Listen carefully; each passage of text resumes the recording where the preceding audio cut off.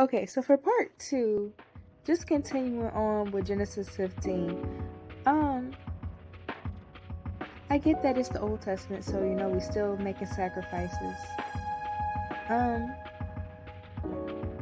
Why he had to cut him in half? Does anyone know why he had to cut them in half? He didn't cut the birds in half. But why are we cutting birds in half? Why are we cutting anything in half? Why didn't enough to just give them God is very specific.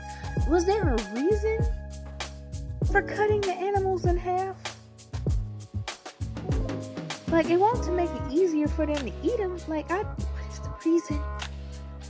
I have so many questions. Anyways, another thing, just continuing on. So now we're at Genesis 15, verse 12. As the sun was going down, Abram fell into a deep sleep, and terrifying darkness came down over him. Then the Lord said to Abram, "You can be sure that your descendants will be strangers in a foreign land, where they will be oppressed as slaves for 400 years. But I will punish the nation that enslaves them, and in the end they will come away with great wealth.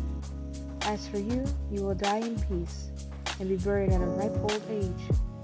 After 4 generations, your descendants will return here to this land, for the sins of the Amorites did not yet warrant their destruction." After the sun went down and darkness fell, Abram saw a smoking fire fall, and a flaming torch pass between the halves of the carcasses.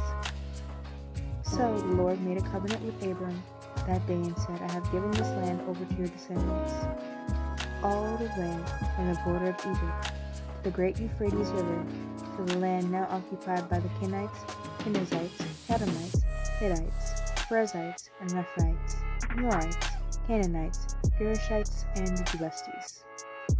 Alright, it's good to see that, and it's also, I mentioned this in the prior video, but it's really interesting to see that we always hear talk about the land of milk and honey, how